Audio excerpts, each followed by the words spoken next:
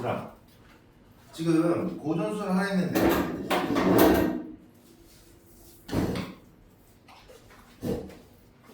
더 앞으로 넘어가면 갈래복합 지문이 있습니다. 갈래복합 지문 26페이지거든요. 한번 써보도록 합시다.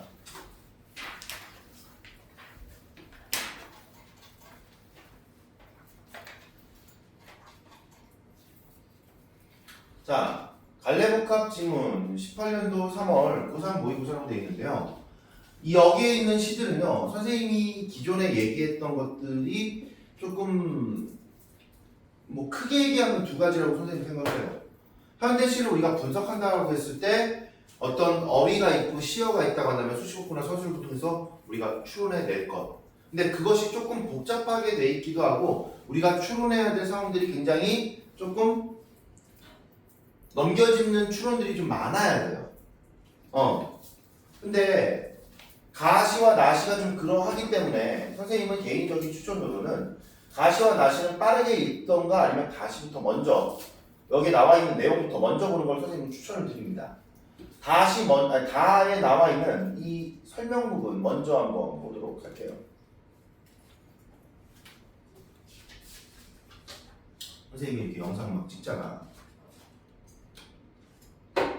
영상을 찍는데 썸네일을 골라야 되거든. 근데 썸네일이 하나도 만족스러운 게 없는 거야. 선생님이 뭐 내 얼굴을 잘 나오게끔 한다 이런 건 없는데 가끔씩 이런 게 있어. 이런 게 있는 거야.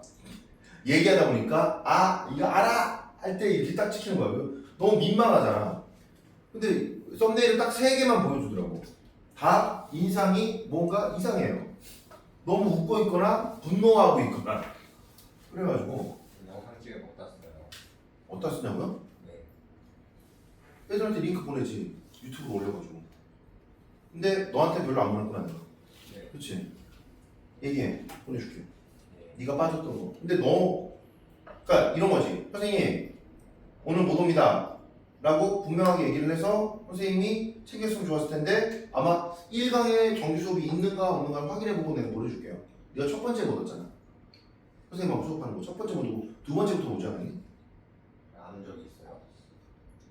포켓몬 강원도 맞지? 강원도에서 포켓몬 잡고 있었잖아. 아, 이러고 있었을 거 아니야. 안 온 적이 있어요? 네가 안 온 적이 있는지 없는지 몰라. 봐봐. 내 마음은 호수, A는 B, 운임법이죠.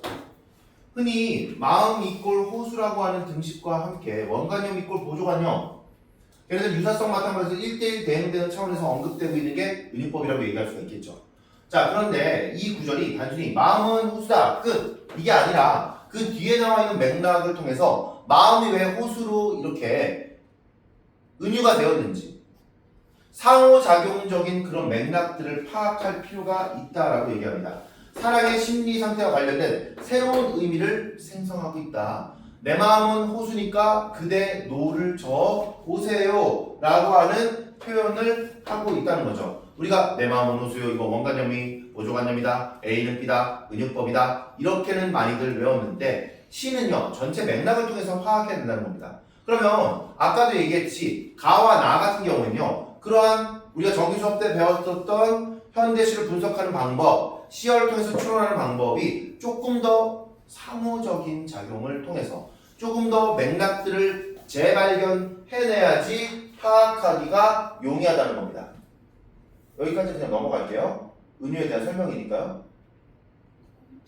자, A 부분 봅시다. 이러한 관점에서 가를 본다면 가에서는 제목이 외할머니 마당에 올라온 헤일이란 말이야. 헤일이라고 하는 게 파도치는 거잖아요. 그러니까 얘가 중요한 건데 이 헤일이 일어난 것은 실제지만 신랑이 돌아오는 풀밭길이 여기 안에 들어가 있어요 라고 하는 진술을 통해서 헤일과 풀밭길이 은유적으로 상호작용하면서 작품 전반에 걸쳐서 그 이상의 의미를 생성해낸다. 그러면 의미가 더 확대되고 변주된다라고 얘기할 수가 있겠다. 이를 통해서 신랑이 돌아오는 허구적인 상황을 시적인 진실로 받아들일 수 있게 되고 우리가 시를 지금 안 봤으니까 얘기를 간단하게 꺼내면 할아버지가 일찍 돌아가셨나봐. 바다에서 어부로서 생활을 하다가 일찍 돌아가셨나봐. 그래서 할머니는 해일을 바라보면서 뭔가 멍 때리고 있었겠지. 뭐 그런 표정은, 그런 내용들은 정확하게 나오지 않지만 화자가 이 외할머니의 모습을 보면서 마당에서 해일을 보면서 할아버지를 떠올리고 할아버지가 귀갓길에 풀밭길을 건너오면서 이렇게 얘기했나 보지. 나는 1000년이 돼도 죽지 않을 거야. 나 맨날 돌아올게 했는데 돌아오지 못한 거죠. 뭐 그러한 내용들에 대한 할머니의 어떤 애잔함과 그리고 어떤 상상 속에서나마 만나게 되는 혹은 그런 이야기들을 뭐 화자나 아니면은 작가에게 꺼내면서 할머니가 뭔가 옛날 세세씨 같은 표정이나 눈빛을 지었겠죠. 그런 것들을 이렇게 의미 부여하면서 은유를 시 전반에서 상호작용 확대해서 재생산해내는 그런 의미들로 풀어낸 시가 가시라고 얘기를 하는 겁니다. 자, 신랑이 돌아오는 그런 허구적 상황을 시적 진실로 받아들이고 그리고 그를 기다리는 할머니의 심정이 드러나고 일상적인 삶의 공간인 마당이 있는데 또 죽음의 공간인 바다는 안 좋은 공간이었다가 얘가 어떻게 좋게 바뀌는 거야. 재생한 할아버지가 할머니와 만나는 신비스러운 만남의 공간, 재회의 어떤 이상적 공간으로서 바다가 설정됐다고 볼 수가 있겠다. 이해돼요? 자, 그 다음에 두 번째, 나시는 조금 더 어려워요. 나시는 제목이 살구꽃인데 이 살구꽃이 이야기하는 게 뭔지 잘 파악이 되지 않을 수도 있고 여기에 나와 있는 은유가 다분히 조금 파악하기가 어렵습니다. 하늘이 트어졌다 어쩌고저쩌고 이렇게 얘기가 나오는데 그걸 다시 꿰맨다고 얘기하거든요. 근데 거기에다가 우리도 꿰매고 어머니도 꿰매고 막 이런 얘기를 한단 말이야. 그런데 여러분들이 알고 있어야 되는 일종의 기조가 좀 있습니다. 뭐냐면 이런 거예요. 만약에 자연물을 바탕으로 해가지고 이 자연물의 어떤 속성이나 자연물에게 의미 부여를 한다라고 했을 때 이 의미 부여가 의인법이 쓰였다라고 한다면 여기에 인간의 속성, 인간의 삶에 대해서 얘기하는 거예요. 어떠한 인간에 대한 얘기예요. 여기서는 인간의 삶에 대한 이야기, 이런 것들과 자연물을 엮었다, 의미 부여했다, 상징을 드러냈다, 뭐 은유를 드러냈다 이렇게 볼 수 있을 텐데 여기에서 이 시가 조금 파악하기가 어려운 이유는 뭐냐면요. 살구꽃이 햇빛에 빛나는 것들, 그 꽃잎이 여러 가지 색깔을 띠는 것들을 뭐 꿰맨다든지 바느질한다든지 하늘이 트었는데 그거를 살구꽃이 뭐 우리들의 어떤 삶과 바느질한다든지 이러한 굉장히 상징적인 표현들을 썼기 때문에 그렇습니다. 자, 내용 보시면요. 나에서는 살구꽃이 핀 광경을 바탕으로 해서 살구꽃과 바느질이라고 하는 이질적 속성을 연결시켰다. 그래서 의미를 확장해 나간다. 살림살이의 사연을 안고 사는 사람들이 하늘을 바라보는 거. 우리 보통 하늘을 바라보는 일들이 현대인들한테 자주 있나요? 별로 없어요. 그럼 하늘을 왜 바라볼까? 라고 한다면요. 사람들이 물론 즐거워서 행복해서 하늘을 바라보는 일들도 있겠지만 뭔가 그런 것들은 볼거리가 있던가 풍경이나 광경이 있어야 될 거 아니야. 뭐 별이 뭐 쏟아진다든가 뭐 이런 것들. 근데 그런 게 아니라 하늘을 바라보는 건 뭔가 하늘에게 간구함이 있는 거예요. 탄식하는 게 있는 거야. 하늘이시여. 이런 거죠. 그래서 그러한 마음들이 여기에 스며 있다. 살림살이의 사연을 안고 가는데 하늘을 쳐다본다는 거야. 그럼 뭐야? 살림살이가 녹록치 않다는 거. 이런 것들을 우리가 생각해 볼 수가 있겠고 그들의 간구와 그들의 소리를 신의 위로가 살구꽃으로 대변돼서 형상화하고 있다. 그리고 꽃핀 자리에 삶의 상처로 인해서 흉터가 생긴 것들을 잘 꿰매고 봉합한다는 그런 상징적인 표현들을 쓰면서 살구꽃은 일종의 치유, 화합, 재생의 그런 세계로 나아가는 그러한 은유가 여기에 스며 있다라고 볼 수가 있겠다. 자, 시를 한번 간단하게 보도록 합시다. 이거 문제 풀고 진행할게요.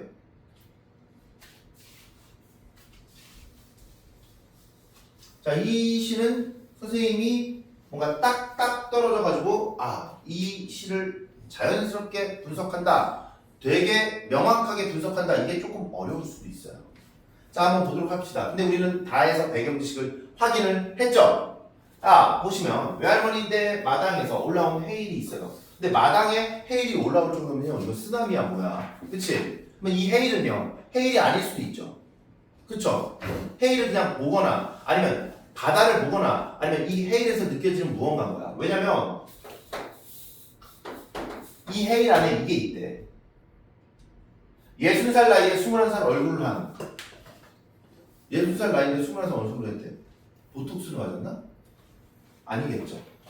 그럼 뭐야? 육체는 60살의 나이인데 20살의 얼굴을 하고 헤일을 바라본 거예요. 누가?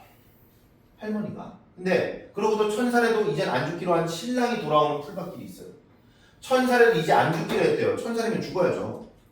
100살도 못 사는데. 그쵸? 그럼 이거 뭐냐면 다짐이 있죠. 의지죠. 그쵸? 말이 안 되는 비현실적인 얘기잖아.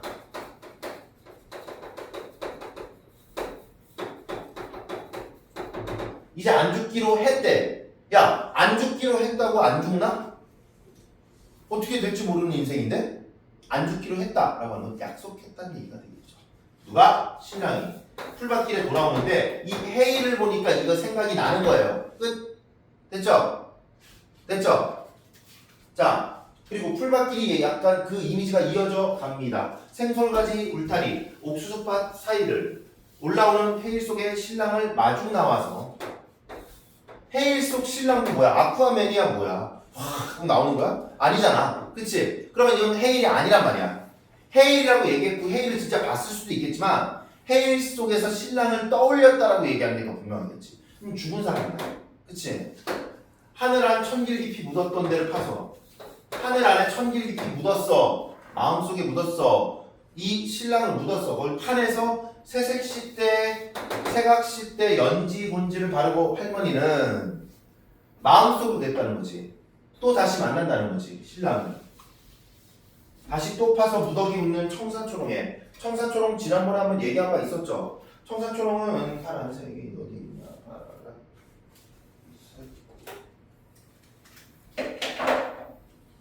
이렇게 돼 있는 거잖아요.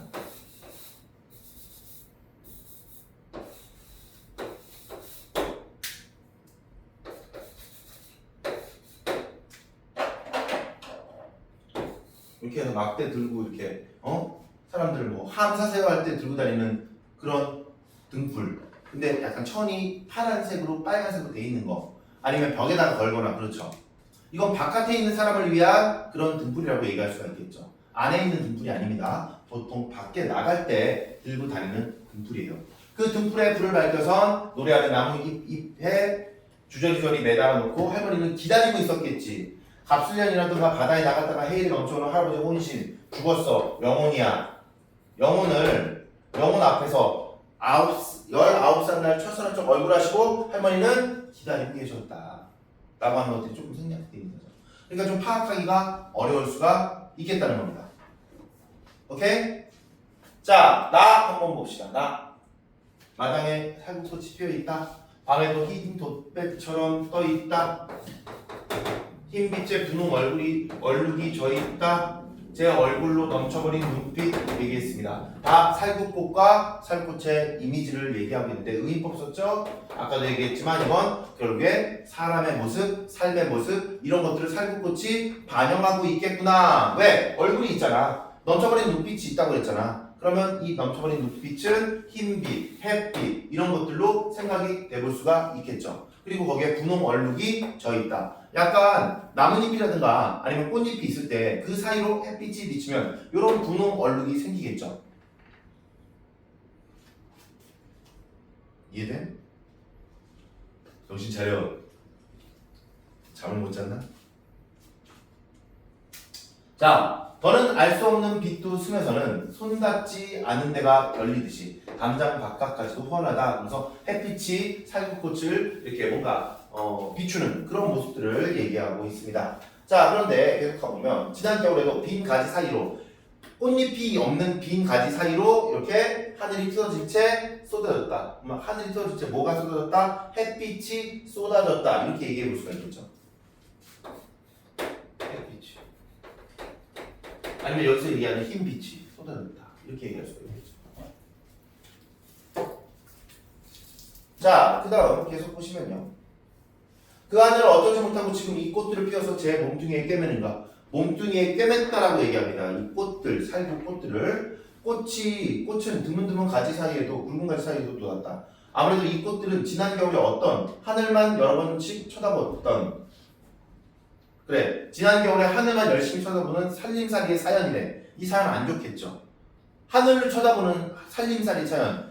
살림살이가 변변치 못하니까 걱정하고 하늘에게 빌어댔겠죠. 간구했겠죠. 이렇게 파악할 수가 있다는 거죠. 다를 읽었으니까 훨씬 더 분명하게 이해할 수가 있겠다. 자, 그러면서 그런 사연 같고 그 하늘 아래서 제일 낮은 물소리, 발소리 같은 것들이 들려서 내려온 신과 신의 얼굴 같고 신들이 얘들에게 이 살구꽃을 보여주는 것이 마치 신의 메시지 같고 누이만 같고 살구가 익었을 때 시리신 하늘들이 여러 개의 살구빛으로 연그러울 때 우리는 늦은 밤에 불을 켜고 한번 나와서 바라다 보자. 뭐를? 하늘을, 살구꽃을. 그러던 어느 날 한 끼쯤 굶어라도 보자. 이 굶는 건 왜 굶는지 모르겠어요. 하지만 뭐 다른 사람을 이해한다든지 살림사이의 어려움을 깨닫는다든지 뭐 이런 식으로도 생각해 볼 수는 있을 것 같습니다. 자, 그리고 또한 멀리서 어머니가 오시듯 살구꽃이 피어있다. 흰빛의 분홍 얼굴 혹은 어머니의 하늘에 우리를 꿰맨 감친 굵은 실밥 자국들이 마치 살구꽃처럼 느껴진다. 이렇게 얘기하는 겁니다. 자, 여기서 1번부터 3번까지 한번 문제 풀어보도록 합시다.